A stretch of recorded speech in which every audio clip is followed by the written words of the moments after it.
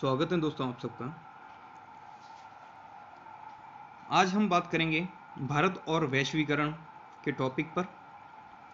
दोस्तों आज एक बहुत ही अच्छा टॉपिक लिया है और पूरा सारगर्भित तरीके से महत्वपूर्ण बिंदुओं को नोटेट करते हुए चर्चा करेंगे भारत और वैश्वीकरण का क्या रिलेशन है, वैश्वीकरण क्या होता है। तो चलिए दोस्तों, आप नए हैं इस चैनल पे तो चैनल को सब्सक्राइब कर दीजिएगा, वीडियो आखिर तक जरूर देखें और वीडियो पसंद आए तो आप लाइक और शेयर जरूर कीजिएगा। दोस्तों, वैश्वीकरण वैश्वीकरण एक घटना है। दोस्तों, वैश्वीकरण एक अचानक से नहीं होता है। बहुत सारी किताबों में आपने देखा होगा या जैसे कहीं ना कहीं और भी वीडियोस में आपने देखा होगा कि वैश्वीकरण जो है भारत में 1991 में आया, दुनिया में जो है तकनीकी के कारण बाद में आया। बट मेरा मानना है दोस्तों कि प्राचीन काल से ही वैश्वीकरण रहा है। हम समझेंगे इसके अर्थ में। हम शुरू करते हैं पहले पृष्ठभूमि में कि पूरे विश्व का एक छोटे से गांव में बदल जाना वैश्वीकरण है। जिस प्रकार गांव में दोस्तों सारे लोग होते हैं और वो एक दूसरे से प्रभावित होते हैं। जैसे गांव में एक घटना घटती है तो दूसरे छोर में भी उसका प्रभाव पड़ता है। मान लीजिएगा कि एक गांव में आग जली है तो दूसरे हिस्से जो हैं वो गांव के वो भी प्रभावित होते हैं। उन्हें फटाफट वो खबर लग जाती है और वो सचेत हो जाते हैं एक तरीके से। गांव में अगर जैसे कि कोई बड़ा मेला लगता है तो सारे लोग पर उसका प्रभाव रहता है। तो जिस प्रकार एक गांव होता है, पूरे लोग आपस में एक दूसरे पर निर्भर होते हैं, एक दूसरे के लिए सहयोग करते हैं, एक दूसरे की घटना का प्रभावित करते हैं एक दूसरे को। तो इस तरीके से जो एक गांव है ना, उसी प्रकार से पूरा जो विश्व है वो एक गांव में बदल जाना वैश्वीकरण है। इसको थोड़ा और इजी कर लेते हैं दोस्तों। इसको इंग्लिश में कहते हैं ग्लोबलाइजेशन। ग्लोब से आप मतलब समझ गए होंगे दोस्तों, जो दुनिया का जो मानचित्र है, ग्लोब आपने कक्षा छोटी कक्षाओं से ही हमारे सामने हमारे जो शिक्षक हैं वो हमें बताते हैं। तो वो ग्लोब को कहते हैं दोस्तों। ग्लोब से आया ग्लोबलाइजेशन वर्ड बना है। और विश्व का एकीकरण यानी पूरा जो ग्लोब है उसका एकीकरण होना, उनमें अलग अलग जगह जो देश हैं, जो लोग हैं निवास करते हैं, वो सब एक जगह। एक जगह का मतलब ऐसा कतई नहीं है दोस्तों कि सबको पकड़ के एक जगह लाके इकट्ठा करना। यानी एक ऐसी चीज उत्पन्न होना जिससे लगे कि हम सब एक ही जगह पे हैं और हर इंसान की या हर घटना का प्रभाव एक जगह से दूसरी जगह आसानी से पहुंचे। हम बारी बारी से बहुत सारे एग्जाम्पल लेके हम चर्चा करेंगे। तो फिलहाल ये ठीक है कि पूरे विश्व का एक छोटे से गांव में बदल जाना वैश्वीकरण है। और इसका जो मुख्य कारण है, किस कारण से ये हुआ है दोस्तों। विश्व तो बहुत पहले से है, प्राचीन काल से सभ्यताएं हैं, नदियों के किनारे विकसित हुई है। तो उस समय तो ऐसा नहीं हुआ था। तो उसका कारण है दोस्तों प्रौद्योगिकी, टेक्नोलॉजी। टेक्नोलॉजी में भी हाल फिलहाल जैसा आप देखोगे तो संचार के क्षेत्र में काफ़ी एक बड़ी क्रांति हुई है।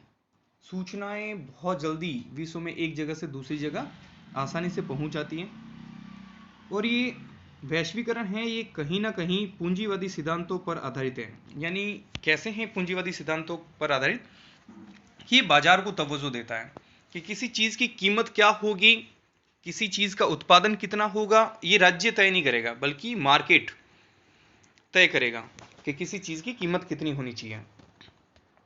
इसका देखिए दोस्तों, आप मार्केट जाइए, किसी टी शर्ट की कीमत कितनी है, किसी मोबाइल फ़ोन की कीमत क्या है, ये हमारी सरकार तय नहीं करती है, ये कंपनियां खुद तय करती है। यहाँ मार्केट, बाजार का मतलब सीधा सीधा उत्पादन करने वाली इकाई है। प्राचीन काल में भी वैश्वीकरण था, कहीं ना कहीं चीज़ों का प्रवाह हो रहा था, एक जगह से दूसरी जगह चीज़ें जा रही थी, बट वो सीमित था। कैसे? जैसे देखिए, भारत से बौद्ध धर्म चल के गया है चीन में, श्रीलंका में। सिकंदर यूरोप से आया था। आर्य आए थे मध्य एशिया से, अलग अलग लोग बताते हैं। तो ईस्ट इंडिया कंपनी के लोग आए थे यहाँ व्यापार करने मध्यकाल में। तो देखिए, समय के साथ सब चीज़ें एक जगह से दूसरी जगह लोग पहुँचे हैं, चीज़ें पहुँची है, सूचनाएं पहुँची हैं, वस्तुएं पहुँची हैं। हड़प्पा के काल में देखिए, सिंधु घाटी सभ्यता में आप देखिए, नील नदी घाटी की जो चीज़ें हैं वो हमारे यहाँ पे मिली, हमारी यहाँ की जो कुछ चीज़ें वो वहाँ पे मिली। तो ये क्या था? चीज़ों का प्रभाव हुआ था ना, एक जगह से दूसरी जगह चीज़ें आई हैं, गई हैं, तभी तो। और ये एक जगह से चीजों का आना जाना, यही तो वैश्वीकरण है, यही तो विश्व को एक कर रहा है। तो एक तरीके से अगर देखें तो वैश्वीकरण को एक शब्द में हम डिफाइन नहीं कर पाएंगे दोस्तों, ये एक बहुआयामी अवधारणा है, इसके अनेक क्षेत्र हैं। लेकिन जो मेजर सेक्टर है इनका वो है आर्थिक। आर्थिक क्षेत्र में सबसे ज्यादा इसका प्रभाव देखा जाता है, फिर राजनीतिक भी है, सांस्कृतिक और सामाजिक क्षेत्र में भी देखने को मिलता है। अब हम समझते हैं दोस्तों वैश्वीकरण का अर्थ क्या है। दोस्तों वैश्वीकरण का अर्थ है किसी देश की अर्थव्यवस्था का विश्व की अर्थव्यवस्था के साथ एकीकरण। एकीकरण का मतलब ये होता है कि हमारे देश को विश्व की अर्थव्यवस्था के साथ जोड़ना।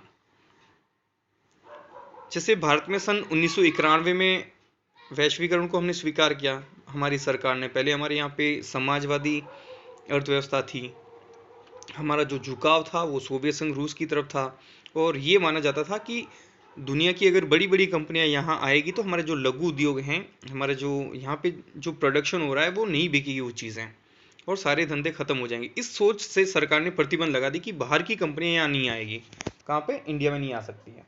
बट 1991 में एक बड़ी घटना घटी और सोवियत संघ रूस का विघटन हो गया। तो भारत सरकार ने भी क्या किया कि समय के साथ या तो फिर आप जो उत्पादन कर रहे हो उसी में संतुष्ट रहो, या फिर आपको चीज़ें चाहिए तो फिर वो प्रतिबंध हटाने पड़ेंगे ना। तो वो सारे प्रतिबंध हटाए, वो सारी नीतियों में तब्दीली की, बदलाव लेके आए। तो यही तो, ये जो घटनाक्रम था दोस्तों, यही तो वैश्वीकरण है। तो किसी देश की अर्थव्यवस्था को विश्व की अर्थव्यवस्था के साथ जोड़ना या एकीकरण करना वैश्वीकरण, ये सबसे बेस्ट डेफिनेशन है दोस्तों, आप ये याद रखिएगा।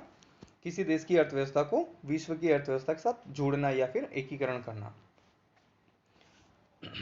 फिर देखिए कैसे एकीकरण, ये होता है प्रौद्योगिकी के कारण। फिर से एक वर्ड याद रखिए दोस्तों, टेक्नोलॉजी या प्रौद्योगिकी, इसी के कारण संभव हुआ है।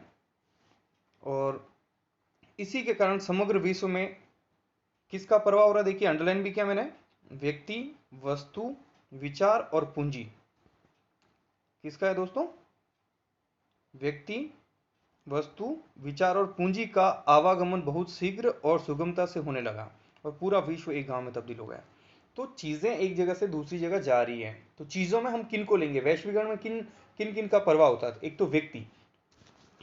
देखिए बहुत आसानी से टेक्नोलॉजी की मदद से आप रात में, आप इंडिया में हो, सुबह आप अर्ली मॉर्निंग आप ऑस्ट्रेलिया पहुंच सकते हो, आप अमेरिका जा सकते हो, कनाडा जा सकते हो, यूरोप में किसी भी देश में पहुंच सकते हो सकता है कि आप रात में गए और सुबह अर्ली मॉर्निंग वापस भी पहुंच गए। होता है ना, कई बार हमारे जैसे प्रधानमंत्री जाते हैं कि आज उस देश में गए, अगले दिन अगले 2 दिनों में 3 देशों का दौरा करके वापस इस तारीख को ही आएंगे। तो इतनी आसानी से व्यक्ति कैसे पहुंच गए वहाँ पे? टेक्नोलॉजी की मदद से। हमारे यहाँ पे ग्रामीण पृष्ठभूमि में पढ़ने वाले लोग बड़ी बड़ी डिग्री लेके, आप देखिए अमेरिका में जाते हैं, वहाँ नौकरी करते हैं, यूरोप में जाते हैं, ऑस्ट्रेलिया में जाते हैं, न जाने जापान में जाते हैं, सिंगापुर, जहाँ उन्हें उन्हें अवसर नजर आता है वो वहाँ पहुँच जाते हैं। तो ये जो प्रवाह है, यानी व्यक्ति एक जगह से दूसरी जगह जा रहा है, तो ये व्यक्ति का प्रवाह हुआ। वस्तु, दोस्तों अपने हाथ में जो मोबाइल फ़ोन है वो देखिएगा, क्या वो इंडिया में बना हुआ है? हो भी सकता है, नहीं भी हो सकता है। अगर नहीं है तो किस देश में बना हुआ? हो सकता है वो चाइनीज़ हो, जापानीज़ हो, कोरिया में बना हो, है ना, यूएस में बना हो। तो वस्तु, इसके अलावा और देखिए हमारे यहाँ पे बहुत सारी ऐसी चीज़ें हैं, जैसे कि आप चीज़ों में लीजिएगा कूलर, ये मोबाइल फ़ोन्स, है ना, फ्रीज, टीवी, और इतने सारे गैजेट्स हैं दोस्तों कि वो कहीं ना कहीं किसी ने किसी और देश में बनाया। हमारे यहाँ पे दीपावली पे जो हम फुलचड़ियाँ जो लगाते हैं, वो भी देखिए कहीं और देशों से आती है। तो ये क्या हुआ? वस्तु का प्रवाह हुआ, यानी एक वस्तु का उत्पादन कहीं और हुआ और वो उसका बाजार जो है कोई और देश है। तो यही तो हुआ, व्यक्ति जिस तरह प्रवाह करता है उसी तरह वस्तु भी तो प्रवाह करके आई, कुछ न कुछ साधन के द्वारा आई है, आसानी से आवागमन हो गया। फिर पूंजी का आवागमन, पैसा। अब कहेंगे सर पैसा कैसे? जैसे एक अमेरिका की एक बहुत बड़ी कंपनी है, मान लो एक मोबाइल फ़ोन का सेटअप लगाने वाली एप्पल, वहाँ पे एप्पल का निर्माण हो रहा है, उन्होंने क्या किया, यहीं पे आके उन्होंने एप्पल का सेटअप लगा दिया। तो क्या करेंगे? पैसा लगाएंगे तभी तो कोई ना कोई बिजनेस खड़ा होगा ना। उसके लिए ज़मीन खरीदेंगे, उसके लिए लोगों को रोज़गार देने के लिए, या जो एम्प्लॉय रखेंगे उनको पैसा देंगे, जो भी सिस्टम में जो मशीनरी चाहिए वो लगाएंगे। तो ये क्या हुआ, उन्होंने पैसा लगाया यानी पूंजी आई वहां से। ठीक है। और तो व्यक्ति, वस्तु, विचार और पूंजी, एक चीज, हाँ विचार। विचार कैसे आए? देखिए हम बहुत सारी किताबें पढ़ते हैं, उनके लेखक हम पॉलिटिकल साइंस में भी देखते हैं, जैसे प्लेटो और अरस्तु पढ़ते हैं, कहाँ के हैं ये, उनके विचार आज हमारे तक पहुंच रहे हैं आसानी से। तो ये सब वैश्वीकरण के कारण है। तो चार चीजें दोस्तों याद रखिएगा, व्यक्ति, वस्तु, विचार और पूंजी का आसानी से आवागमन। और ये आसानी कौन करवा रहा है? टेक्नोलॉजी के द्वारा। ठीक है ना, एक जगह से दूसरी जगह पहुंचना। तो ये जो चीजें हैं वो विश्व को एक गांव में बदल देती है। जिस प्रकार गांव में देखिए, गांव के एक किनारे पे कोई, जैसे कोई दूध की डेयरी लगी हुई है या कोई दूध बेचने वाले का किसी का घर है, तो दूसरे किनारे तक उसका दूध जाता है आसानी से, लोग जाके ले आते हैं, क्वालिटी अच्छी है जाके लेके आएंगे। कोई एक दुकान है जो दूसरे किनारे पे, तो गांव के किसी भी कॉर्नर से लोग जाएंगे, वहां से सामान लेके आएंगे। तो क्या हो रहा है, पूरा गांव एक छोटी सी एक यूनिट है पूरी कंप्लीटली। तो पूरा जो विश्व है, पूरी जो दुनिया है, वो भी एक यूनिट में बदल गई है। तो ये किसके कारण हुआ दोस्तों? टेक्नोलॉजी के कारण। और ये जो हो रहा है, ये जो घटना है जो में हम चर्चा कर रहे हैं, यही तो वैश्वीकरण है। अब इसको डिफाइन कैसे करेंगे, वर्ड्स में कैसे पिरोएंगे कि किसी देश की अर्थव्यवस्था को दुनिया की अर्थव्यवस्था से जोड़ना या उसके साथ एकीकरण करना वैश्वीकरण है। विश्व का एकीकरण, विश्व में छोटे छोटे देश बटे हुए हैं दूर दूर, उन सबका एक प्लेटफॉर्म पे लेके आ गए, ये विश्व का एकीकरण हो गया। विश्व का एकीकरण ही तो वैश्वीकरण है। तो आई होप अब आपको समझ में आ गया होगा दोस्तों। तो एक बार वापस थोड़ा देख लेते हैं, किसी देश की अर्थव्यवस्था को विश्व की अर्थव्यवस्था के साथ जोड़ना या एकीकरण करना वैश्वीकरण है। और इसमें मुख्य रूप से आपको चार कीवर्ड्स देने हैं, किनका चीजों का प्रभाव होता है? टेक्नोलॉजी के कारण, है ना, ये वर्ड जरूर यूज करना आपको। प्रौद्योगिकी के कारण व्यक्ति, वस्तु, विचार और पूंजी का आसानी से आवागमन होता है, और इससे जो है पूरा विश्व एक गांव में बदल जाता है। चलिए, अब आखिर कारण क्या है, क्यों वैश्वीकरण हो रहा है? कुछ न कुछ तो कारण होगा ना इसके पीछे। तो देखिए, एक ही कारण जो मेजर निकल के आ रहा है वो है दोस्तों प्रौद्योगिकी। पहले नहीं था वैश्वीकरण इस लेवल पे, क्योंकि पहले टेक्नोलॉजी नहीं थी। जितनी टेक्नोलॉजी थी उस लेवल पे वैश्वीकरण पहले भी था। जैसे कुछ लोग पढ़े लिखे थे जो साहस दिखाते, एक देश से दूसरे देश में जाते, तो था ना वैश्वीकरण, कहीं ना कहीं तो वो चीजें इफेक्ट कर रही थी ना। तो ईस्ट इंडिया कंपनी यहाँ पे व्यापार करने आई, तो हमारे यहाँ पे देखिए आप, सामाजिक, धार्मिक, राजनीतिक, हर आर्थिक, हर क्षेत्र को उन्होंने प्रभावित किया है। लेकिन वो उस लेवल पे होता था। अब जिस लेवल की टेक्नोलॉजी है उस लेवल की चीजें इफेक्ट होती हैं। और टेक्नोलॉजी में भी वापस हम भीतर जाएंगे, उसकी गहराई में जाएंगे, तो एक चीज निकल के आती है जिसने पूरी दुनिया को आज जोड़ के रखा है, वो है दोस्तों इंटरनेट। आज देखिए हम सब कितने दूर दूर बैठे हैं, बट एक जगह, एक प्लेटफॉर्म यूट्यूब पे आके हम दुनिया में कोई भी चीज सर्च कर सकते हैं। यहां तक कि आप मेरी क्लास भी ले रहे हो, जबकि हम एक दूसरे को जानते तक नहीं है शायद।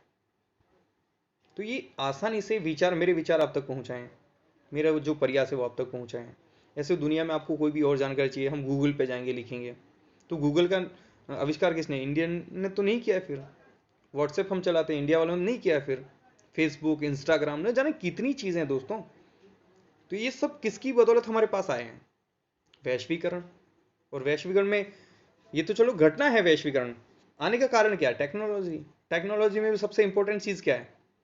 मोबाइल फोन में से आप नेट कनेक्शन बंद कर दीजिए दोस्तों, महज एक डिब्बा है वो। शायद 200 साल पहले किसी ने इमेजिन नहीं किया होगा कि हम एक जगह बैठेंगे, एक हाथ में डिब्बा लेंगे और किसी और से बात करेंगे। बात करना बहुत दूर की बात है दोस्तों।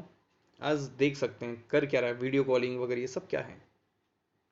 तो ये सब पॉसिबल हुआ दोस्तों इंटरनेट से। और इस इंटरनेट के माध्यम से व्यक्ति, वस्तु, विचार और पूंजी, इसका बहुत आसानी से आवागमन होने लगा एक जगह से दूसरी जगह। आज देखिएगा, मोदी जी नई दिल्ली में खड़े होकर भाषण देते हैं, ऑल इंडिया में कहीं पे भी कोई भी सुन सकता है। यूएनओ की मान लो कोई कॉन्फ्रेंस चल रही है, ऑस्ट्रेलिया का प्राइम मिनिस्टर बोल रहा है, या फिर आईपीएल चल रहा है यहाँ पे इंडिया में, यूरोप में बैठे लोग देख सकते हैं, साउथ अफ्रीका वाले लोग देख रहे होंगे, यूरोप में कोई फुटबॉल का मैच चल रहा है, वर्ल्ड कप चल रहा है, ओलंपिक गेम्स चल रहे हैं, हम यहाँ बैठ के देख सकते हैं, लाइव टेलीकास्ट देख सकते हैं। तो क्या हो रहा है? टेक्नोलॉजी की वजह से हुआ है। विश्व में कहीं भी कोई भी घटना घटे तो उसका प्रभाव समग्र विश्व पर पड़ता है। उदाहरण के तौर पे देखते हैं कैसे। जैसे कच्चे तेल की कीमतों में वृद्धि होती है, जो अरब कंट्रीज हैं जहाँ पे जो प्रोडक्शन होता है, तो बाकी देशों में अपने यहाँ पे भी अपने आप जो हैं पेट्रोल डीजल इनकी कीमतें बढ़ जाती है दोस्तों। आतंकवादी घटनाएं, एक देश में अगर आतंकवादी घटनाएं, जैसे अभी आप देखिए आईएस जो है सीरिया इराक में काफ़ी ज़्यादा वो विध्वंस मचा रखा है, मानवता के खिलाफ एक तरीके से अघोषित युद्ध लड़ रहे हैं वो लोग। लेकिन इसका इफेक्ट अब कहेंगे सर दूसरी जगह कैसे पड़ता है, तो वहाँ पे जो अटैक हो रहे हैं आतंकवादियों का, उसकी वजह से लोग वहाँ से पलायन कर रहे हैं, वहाँ से छोड़ छोड़ के भाग रहे हैं, और वो लोग सारे कहाँ पहुँच रहे हैं, यूरोप में जा रहे हैं। यूरोप में एक नई समस्या उत्पन्न हुई शरणार्थियों की। अभी देखिए म्यांमार में अभी लेटेस्ट कुछ दिनों पहले की बात है दोस्तों, सैन्य शासन वहाँ पे लागू हो गया, वहाँ पे अत्याचार हो रहे हैं, लोग वहाँ से भाग रहे हैं, कहाँ आ रहे हैं, इंडिया में आ रहे हैं। तो ये एक जगह घटना घट रही, बट उसका इफेक्ट कहीं ना कहीं और भी हो रहा है। तो इसकी वजह क्या हुआ कि वहाँ के व्यक्ति दूसरी जगह पहुंचे हैं। तो हमेशा पॉजिटिव नेगेटिव दोनों तरह के इफेक्ट रहता है, कभी भी एक तरफ हम नहीं जा सकते कि सिर्फ इसका जो है पॉजिटिव ही इफेक्ट रहेगा। दोस्तों कोई भी चीज़ आप समझें, पढ़ें, पहले से राय नहीं बनाएं, चीज़ों को समझें, देखें और न्यूट्रल रह के चीज़ों को सीखने की कोशिश करें, फिर आप अपनी एक राय बनाइएगा। बाकी पहले से चीज़ें नहीं कि इसका वैश्वीकरण तो इसके तो सारे पॉजिटिव इफेक्ट है, नहीं, या इसके सारे नेगेटिव नहीं हो सकते हैं, पॉजिटिव भी होंगे नेगेटिव भी होंगे, हाँ कुछ ज़्यादा होगा कुछ कम होगा, बट ये आप पे डिपेंड करता है कि आप इसको पूरा किस तरह से एनालिसिस करते हो। तो चलिए इसकी विशेषताएं क्या है फिर वैश्वीकरण की। मुक्त व्यापार को बढ़ावा देते हैं। मुक्त व्यापार कहते हैं दोस्तों फ्री ट्रेड, यानी एक जगह से एक गांव में जैसे क्या होता है कि एक दुकान है, उसको कोई टैक्स नहीं लग रहा है, कोई रोक टोक नहीं है कि दूसरे मोहल्ले में चीज़ क्यों बिक रही है उसकी, आसानी से दूसरा मोहल्ले वाला भी आके खरीद सकता है। यानी कोई रोक टोक नहीं, कोई प्रतिबंध नहीं है, कोई बंधन नहीं है उन पे, चीज़ें आसानी से दूसरी जगह जाके बेच सकते हैं, खरीद सकते हैं।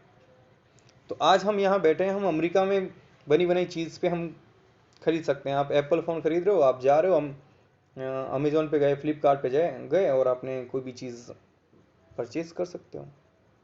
तो ये क्या हुआ, कितनी आसानी हुई, कोई प्रतिबंध नहीं है। हाँ गवर्नमेंट जो टैक्स लगेगी वो तो लगेगी बस, इसके अलावा कोई रोक टोक थोड़ी ना आपके ऊपर। तो मुक्त व्यापार को बढ़ावा मिला। इसी तरह वहाँ के लोग भी दूसरी जगह से चीज़ें मंगवा सकते हैं। आपको कोई बुक मंगवानी है, इंडिया में अवेलेबल नहीं है, आप कहीं और कंट्री से मंगवा सकते हो। इंडिया में जो चीज़ें कहीं और नहीं तो वो यहाँ से मंगवा सकते हैं।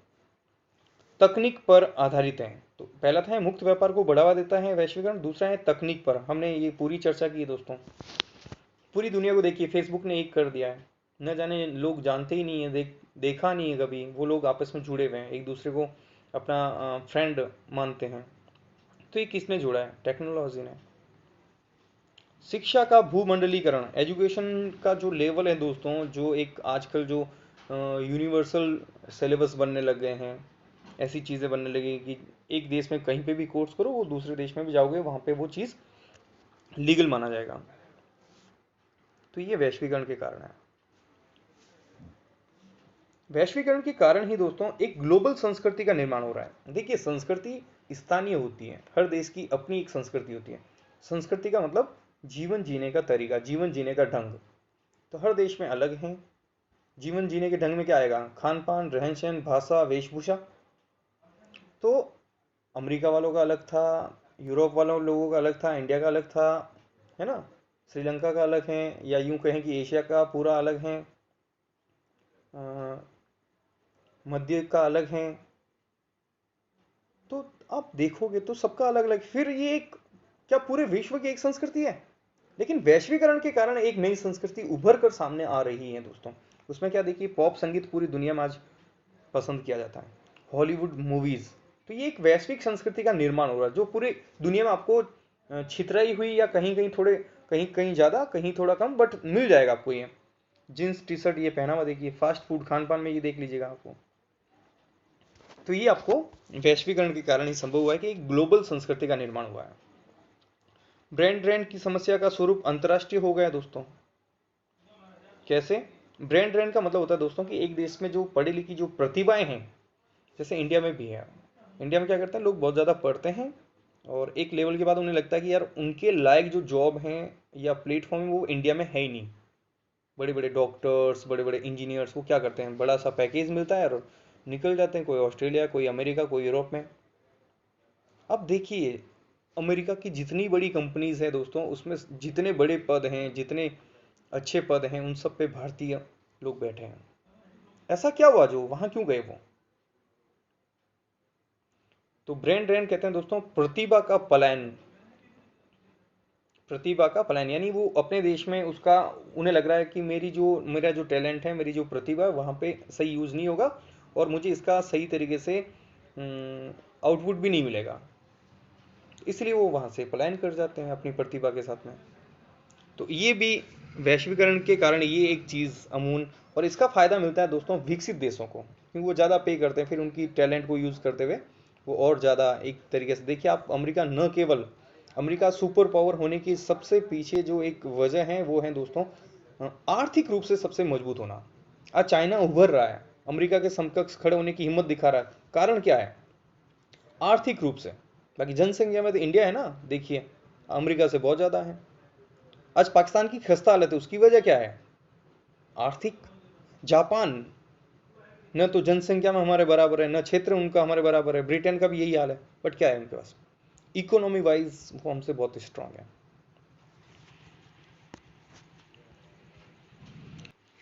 तो इस तरह से ब्रांड एंड की समस्या का स्वरूप भी अंतर्राष्ट्रीय हुआ है, वैश्वीकरण की ये विशेषता है। हालांकि थोड़ी नकारात्मक है, बट सबके लिए तो नकारात्मक नहीं है, ये अमेरिका और जो विकसित देश है उनके लिए तो ये फायदेमंद चीज साबित हो रही है। अब हम देखेंगे वैश्वीकरण के प्रभाव। तो वैश्वीकरण के प्रभाव भी हम अगर क्लासिफाइड करके देखेंगे दोस्तों, अलग अलग क्षेत्र में, जैसे हमने शुरू में भी बात की है कि एक बहुआयामी अवधारणा है, इसके अनेक आयाम हम एक सांचे में रख के नहीं देख सकते हैं। राजनीतिक क्षेत्र में इसका प्रभाव अलग रहा है, आर्थिक क्षेत्र में अलग रहा है, सांस्कृतिक अलग रहा है। तो हम देखते हैं राजनीतिक प्रभाव। वैश्वीकरण के कारण दोस्तों राज्य की अवधारणा में बदलाव आया है। पहले देखिए, राज्य का मतलब यहाँ पे देश है दोस्तों। राजनीति विज्ञान में जब जब आप राज्य शब्द सुनोगे तो उसका अर्थ है देश।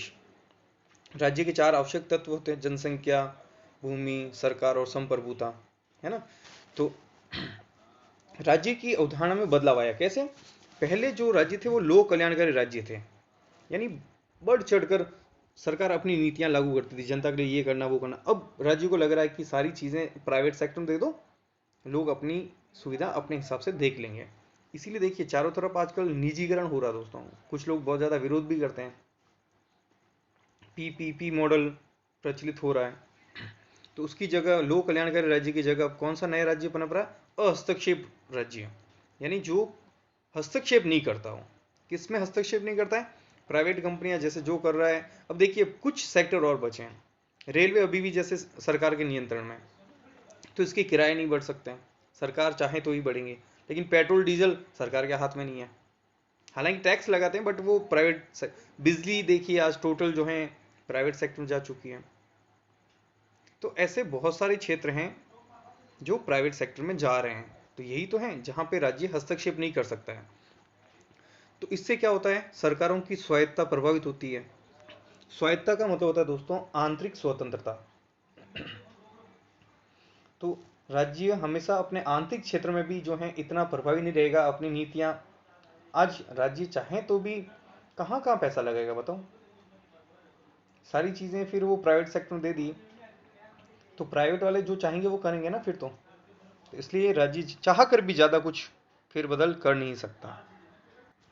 और इसकी वजह है दोस्तों बहुराष्ट्रीय कंपनियों की वजह से ये हुआ है, क्योंकि बहुराष्ट्रीय कंपनियां तय करती हैं। आज देखिए बिजली की कीमत बढ़ेगी या घटेगी, पेट्रोल डीजल के भाव बढ़ेंगे या घटेंगे, ये सब अंतर्राष्ट्रीय बाजार में जा चुका है। जो मल्टीनेशनल कंपनीज है वो ये डिसाइड करती है। वैश्वीकरण के कारण ही देखिए शांति, रक्षा, विकास, पर्यावरण की सुरक्षा, मानवाधिकार, ये आदि ऐसे अनेक मुद्दे हैं जिसपे विचार जो है लोग या जितने भी देश हो साझा कर पाते हैं। यूएनओ के जो सम्मेलन होते हैं ये राजनीतिक प्रभाव ही है दोस्तों। जलवायु परिवर्तन पर जो सम्मेलन होते हैं, लोकतंत्र का समर्थन जैसे जो लोकतांत्रिक देश है वो चाहते हैं कि दुनिया में हर जगह लोकतंत्र स्थापित हो, क्योंकि अगर कहीं सैन्य शासन है तो उन्हें पता है कि वैश्वीकरण के कारण उसका प्रभाव हमारे ऊपर भी पड़ेगा। दुनिया के किसी भी कोने में अगर आतंकवादी घटना घटित होती है तो पक्का पता है कि हो सकता है अगला शिकार हम हो। तो ये भी एक चीज है। रंग भेद का विरोध नस्ल के आधार पे जो हो रहा है दोस्तों, अभी एक आंदोलन भी चला था, आपको बताओ तो अमेरिका में, और जो शुरू हुआ फिर पूरे वर्ल्ड लेवल पे चला था, ब्लैक लाइव्स मैटर, यानी जो काले लोगों की जिंदगी है वो मायने रखती है। उपनिवेशवाद का विरोध, हालांकि अब उस रूप में उपनिवेशवाद नहीं है। उपनिवेशवाद का मतलब होता है, उपनिवेशवाद एक प्रक्रिया दोस्तों। जैसे भारत ब्रिटेन का उपनिवेशवाद, उपनिवेश था यानी गुलाम था, तो अब तो इस तरीके से तो राजनीतिक रूप से तो नहीं बना सकते हैं, बट आर्थिक रूप से तो उपनिवेशवाद चल ही रहा है ना। आज देखिए चाइना ने पाकिस्तान को पूरी तरह पंगु बना दिया, जो चाइना चाहेगा वही होगा। श्रीलंका में यही चल रहा है। तो ऐसे जो हैं इसका भी विरोध होता है विश्व स्तर पे। तो विश्व स्तर पे हम विरोध करेंगे तो कहीं ना कहीं एक मंच चाहिए। तो वो सब कौन अवेलेबल करवा रहा है? जो दुनिया को एक दूसरे से जोड़े, विश्व का एकीकरण होगा तभी तो होगा ना। तो ये क्या हुआ? वैश्वीकरण है। इसका नकारात्मक प्रभाव क्या हुआ है? आतंकवाद को भी बढ़ावा मिला है। आतंकवादियों को लग रहा है कि हम दुनिया के किसी एक कोने में धमाका करें तो पूरी दुनिया को प्रभावित कर सकते हैं।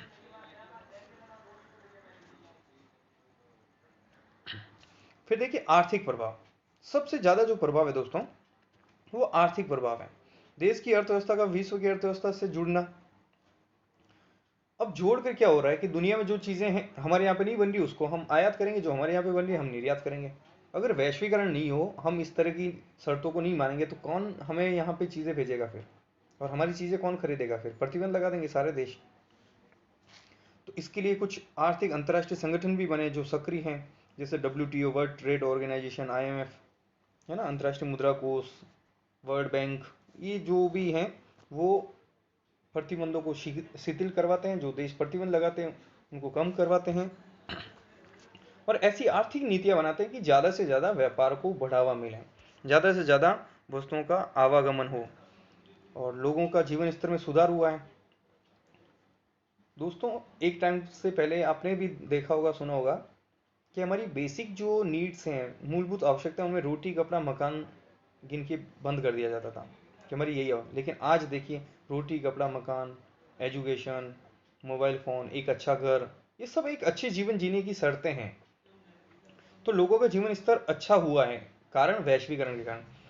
सोचिए वैश्वीकरण नहीं होता और भारत सरकार पूर्ण रूप से प्रतिबंध लगा देती कि भारत में बनी हुई चीज़ें ही या भारत में जो आविष्कार हुए उसी का हम इस्तेमाल करेंगे, तो क्या आज हम जो चीज़ें इस्तेमाल कर रहे हैं क्या कर पाते? क्या जैसे फेसबुक, व्हाट्सएप, इंटरनेट का हम इस्तेमाल ही नहीं कर पाते। और इंटरनेट को अपने जीवन से हटा के देखिए, हो सकता है कि हम देखिए जिस बिजली का इस्तेमाल करें पढ़ने के लिए, वो बिजली का आविष्कार हमारे इंडिया में नहीं हुआ है। तो कितनी चीज़ें हैं फिर, ये वैश्वीकरण के कारण ही तो एक जगह से दूसरी जगह चीज़ें पहुंची है, और इसी से जो है लोगों के जीवन स्तर में सुधार हुआ है। आर्थिक प्रवाह तेज होता है।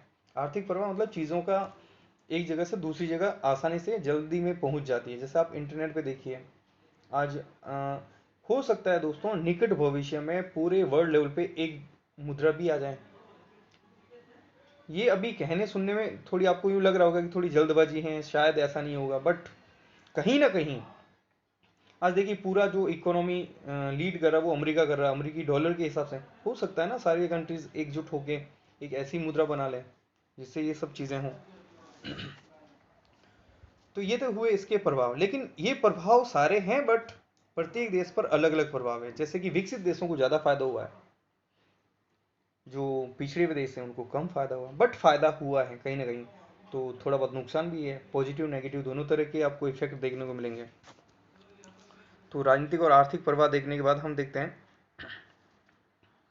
सांस्कृतिक प्रभाव। सांस्कृतिक प्रभाव में देखिए कि हमारी जो स्थानीय संस्कृति पर मिश्रित प्रभाव पड़ा है। हमारी जो संस्कृति थी वो तो है बट उसमें विदेशी संस्कृति का प्रभाव भी झलकता है। जैसे कि देखिए आप हमारे भारतीय संस्कृति में किस तरह का रहन सहन था, पहनावा था, भाषा, बट आज हम देखेंगे तो क्या हो रहा है, हमारे यहाँ पे अंग्रेजी का प्रचलन बढ़ गया है, जींस टी शर्ट आम बात हो गई है। पहले आप इमेजिन कीजिए ना, देश आज़ाद हुआ सारे लोग धोती कुर्ता पहनते थे। आज धोती कुर्ता पहनने वाले को हमारे ही देश में लोग अजीब नज़र से देखने लग जाते हैं, ये कहाँ से आया यार, है ना। इस तरह से मतलब चीज़ें हो रही है, तो हमारी संस्कृति कहीं ना कहीं वो उसकी जगह एक नई संस्कृति आ रही है, विदेशों से आई चीज़ें। हमारे जो रीति रिवाज है, आप देखिए भारत में कब जन्मदिन मनाए जाते थे। आज आप एक ग्रामीण पृष्ठभूमि में आखिर में जो गली है, आखिर में वो घर है, वहां पे भी केक आते हैं, जन्मदिन मनाया जाता है। क्रिसमस, हमारे यहाँ से दीपावली की, ऐसा नहीं कि हमने ये सब चीज़ें अडॉप्ट की है, हमारी चीज़ें भी गई हैं। अमेरिका में या दुनिया के अधिकांश देशों में दीपावली मनाई जाती है। तो ये बहुत अच्छी चीज़ है। इसके पॉजिटिव नेगेटिव सारी चीज़ें देखने को मिलेंगे दोस्तों। खान पान देखिए, रहन सहन, जीवन शैली, भाषा, त्यौहार, नवीन विश्व संस्कृति का उद्भव, तो जितनी भी हमने चर्चा की है, तो ये सांस्कृतिक प्रभाव है।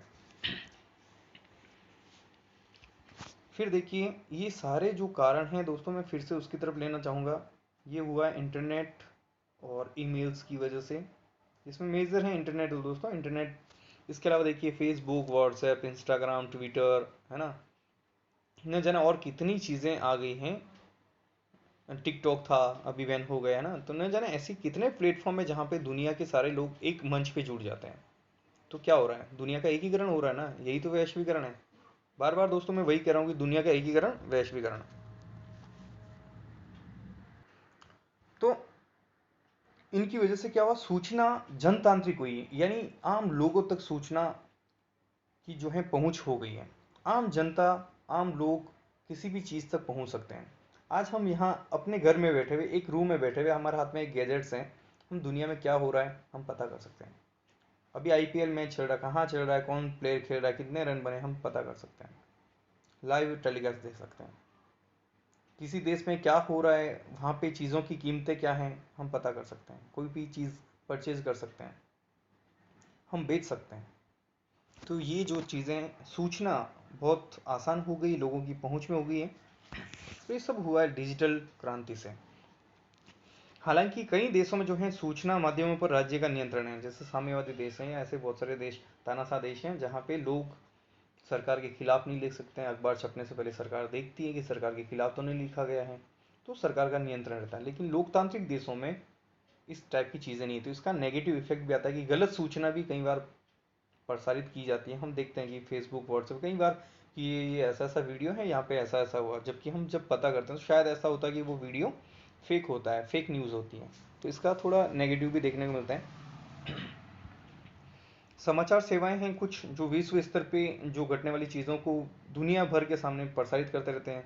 24 घंटे CNN, BBC, ये कुछ न्यूज़ चैनल्स है दोस्तों, अल जजीरा वगैरह, ये विश्वव्यापी प्रसारण करते हैं, यानी अंतर्राष्ट्रीय चैनल्स हैं जो अंतर्राष्ट्रीय घटनाओं को, जो महत्वपूर्ण घटनाएं हैं, जिस प्रकार स्थानीय न्यूज़ चैनल क्या करता है, अपनी स्थानीय घटनाओं का प्रसारण करता है। राष्ट्रीय न्यूज़ चैनल्स राष्ट्रीय खबरों का, तो ये पूरे इंटरनेशनल न्यूज़ चैनल्स हैं। अब हम बात करते हैं भारत पर वैश्वीकरण का प्रभाव। दोस्तों मैंने आपको कहा है कि वैश्वीकरण एक अचानक होने वाली घटना नहीं है। प्राचीन काल में वैश्वीकरण था, बट उसी लेवल का था जितनी टेक्नोलॉजी थी। तो बाद में ज़्यादा हुआ, लेकिन हमारा देश आज़ाद हुआ, हमारा झुकाव सोवियत संघ रूस की तरफ ज़्यादा था, साम्यवादी देशों की तरफ। क्योंकि शीत युद्ध में अमेरिका और ब्रिटेन, ये सारे लोग जो हैं पाकिस्तान का पक्ष ले रहे थे, और हमारी तरफ जो कोई देश खड़ा था वो सोवियत संघ रूस था, तो ऑब्वियसली हमारा झुकाव था। तो हमने सोवियत संघ की नीतियों का पालन किया, और सोवियत संघ रूस जो है वो बंद अर्थव्यवस्था में विश्वास करता है। बंद अर्थव्यवस्था का मतलब ये है, हमारे देश में ही उत्पादन होगा, हमारे देश में ही बिकेगा, न तो हम किसी और देश से लेके आएंगे, न हम किसी और देश को देंगे। यानी जो आर्थिक खुलापन है, परवाह है, उन चीज़ों को रोकने की कोशिश। अब इसका मतलब ये नहीं कि सारे देशों को नहीं देते, ये अपने अपने कुछ देशों को अपने हिसाब से देते हैं, यानी प्रतिबंध लगा रखे कि हर देश की कोई भी चीज़, ऐसा नहीं कि कोई भी उठा के आ जाओ यहाँ सोवियत संघ रूस में बेच दो। उसी नीतियों को फॉलो हमने भी किया है। लेकिन सोवियत संघ रूस का विघटन हो गया दोस्तों 1991 में, आर्थिक रूप से टूट गया वो पूरी तरह। फिर राजनीतिक बिखराव बाद में देखने को मिला। तो भारत में भी एहसास हुआ कि यार हमारे यहाँ पे भी आर्थिक स्थिति ठीक नहीं है, हम जो ग्रो करना चाह रहे वो हो नहीं रहा है। उसमें प्रधानमंत्री थे पी नरसिम्हा राव, और वित्त मंत्री थे डॉक्टर मनमोहन सिंह, पूर्व प्रधानमंत्री। आरबीआई के गवर्नर रह चुके थे, अर्थशास्त्री थे। तो उन्हें लगा कि ये समय की मांग है और अब हमें स्वीकार करना चाहिए, हमें कुछ हमारी जो नीतियां हैं, आर्थिक नीतियां हैं, उनमें बदलाव करना पड़ेगा। नहीं तो शायद सोवियत संघ रूस के साथ हुआ ऐसा हमारे साथ हो सकता है हमें अनुच्छेद 360 अप्लाई करना पड़े। तो बहुत सारे चैलेंज थे, गरीबी थी, भूखमरी थी, लोगों के पास रोजगार नहीं है, जॉब्स खत्म हो रहे हैं। तो इन सब चुनौतियों से पार पाने के लिए भारत सरकार ने नीतियों में परिवर्तन किया, और ये नीति में परिवर्तन आया जुलाई 1991 में। क्या था उसमें? भारत ने उदारीकरण, निजीकरण और वैश्वीकरण को स्वीकार किया। तो देखिए, जिस अध्ययन पे हम आज बात कर रहे हैं, जिस टॉपिक पे, वैश्वीकरण, यानी भारत सरकार ने ऑफिशियल रूप से डिक्लेयर किया जुलाई 1991 में। तो थोड़ा थोड़ा यहाँ देख लेते हैं। निजीकरण का मतलब होता है दोस्तों प्राइवेटेशन, यानी चीज़ों को सरकार अपने पहले हाथ में थी। जैसे अब एक सेक्टर से मैं समझा सकता हूँ कि रेलवे अभी सरकार के हाथ में, हो सकता है 8 10 20 सालों में किसी कंपनी को दे दें, तो ये प्राइवेट सेक्टर में जाएगा। तो इस तरह से जो सारी चीज़ें वो सरकार के नियंत्रण थी। आप देखिए इंदिरा गांधी के समय आपने पढ़ा होगा 1969 में इतनी बैंकों का राष्ट्रीयकरण किया, 14 बैंकों का, है ना। फिर 1980 में और बैंकों का राष्ट्रीयकरण किया। राष्ट्रीयकरण करने का मतलब होता है कि निजी क्षेत्र से सरकार अपने नियंत्रण में लेती है। तो जब प्राइवेट सेक्टर से गवर्नमेंट सेक्टर में जाता है उसे कहते हैं राष्ट्रीयकरण करना। और राष्ट्रीयकरण जो चीजें हो चुकी जो सरकार के नियंत्रण में है उन्हें प्राइवेट सेक्टर में देना, ये कहलाता है निजीकरण। उदारीकरण, उदार रूप अपनाना, यानी जो प्रतिबंध है, नीतियां ऐसी अपनाना, शिथिल करना, जो प्रतिबंध है, कठोर प्रतिबंध, उनको हल्का करना, उसे कहते हैं उदारीकरण। और वैश्वीकरण, देश की अर्थव्यवस्था को विश्व की अर्थव्यवस्था के साथ जोड़ना। तो आर्थिक क्षेत्र में भारत में क्या प्रभाव पड़ा? हमारी जो अर्थव्यवस्था है वो बाजार उन्मुखी हो गई, यानी मार्केट पे हमने छोड़ दिया कि चीज़ों के भाव क्या होंगे, कौन सी चीज़ कितना उत्पादन करना है, वो सब चीज़ें बाजार में चली गई। उदारीकरण, यानी आर्थिक क्षेत्र में सरकारी प्रतिबंध और नियंत्रण समाप्त होने लगा, निजीकरण होने लगा। वैश्वीकरण, ये हमने ऊपर देख लिया। अब इसके और क्या इफेक्ट आए? आर्थिक वृद्धि दर में तेजी, यानी ग्रो अच्छे करने लगे, प्रति व्यक्ति आय में वृद्धि हुई, देश की अर्थव्यवस्था का जो आकार है उसमें वृद्धि हुई। और बहुराष्ट्रीय कंपनियों के आगमन के कारण हमारे यहाँ पे नए नए उद्योग धंधे लगे, लोगों को रोजगार मिला, हमारे यहाँ पे आर्थिक विकास जो है वो देखने को मिला। तो ये सब जो है भारत पर भी इसका प्रभाव है। नकारात्मक प्रभाव क्या पड़ा है?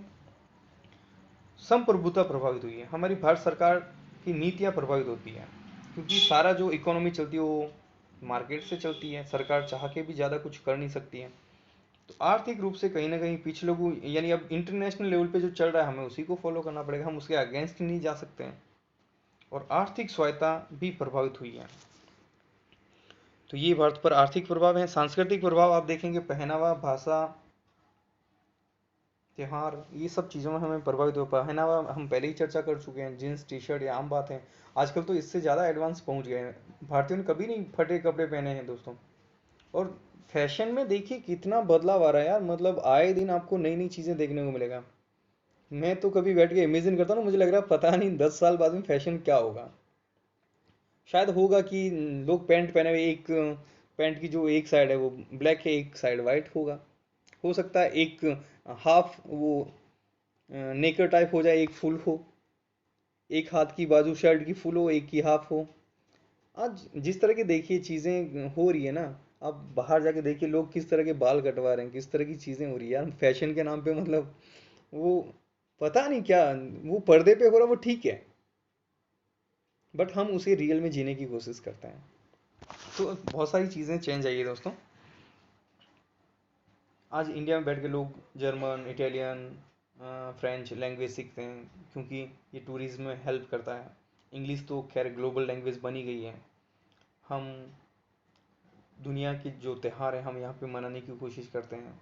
और भारत में भी जो त्यौहार एक क्षेत्रीय थे वो कहीं ना कहीं सारे क्षेत्र में पहुँच गए हैं। जैसे देखिए गणपति उत्सव जो है वो महाराष्ट्र का था, आज पूरे भारत में धूमधाम से मनाया जाता है। गरबा गुजरात का प्रॉपर था, आज पूरे भारत में आप देख सकते हो।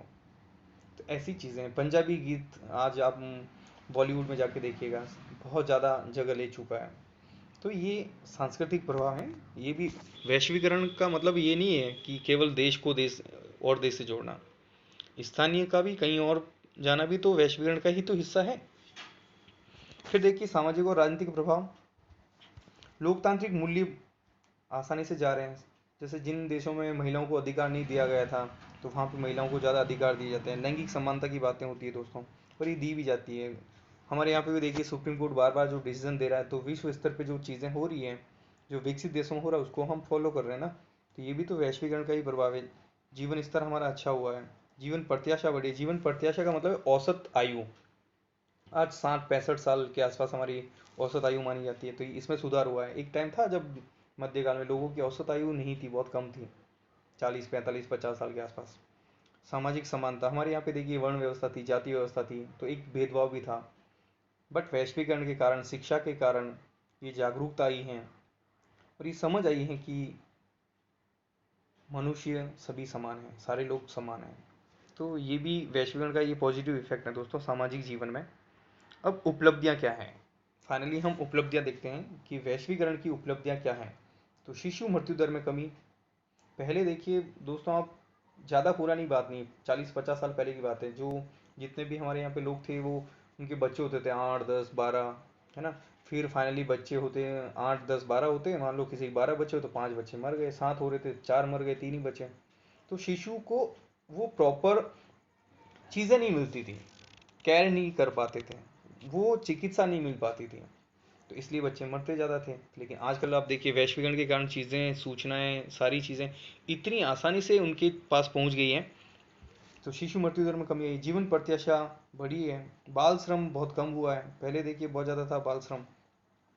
स्वच्छ पेयजल मिल रहा है, पहले हमारे यहाँ से 20-25 साल पहले गांव में तालाब से या कुएं में से पानी ला के पीते थे, आज स्वच्छ पेयजल मिल रहा है। तो ये भी, ये जीवन में ये हमारी उपलब्धि है दोस्तों, ये वैश्वीकरण के कारण जीवन स्तर में जो सुधार हुआ है ना, वो आर्थिक क्षेत्र में सुधार होने के कारण ही इसमें सुधार होता है। शिक्षा का स्तर सुधरा है हमारे यहाँ पे, प्रति व्यक्ति को अधिक सुविधा मिली। जैसे आप देखिए हर घर में अब टीवी, रेडियो, मोबाइल फ़ोन तो यहाँ तक कि घर में जितने मेंबर है उतने मोबाइल फ़ोन है।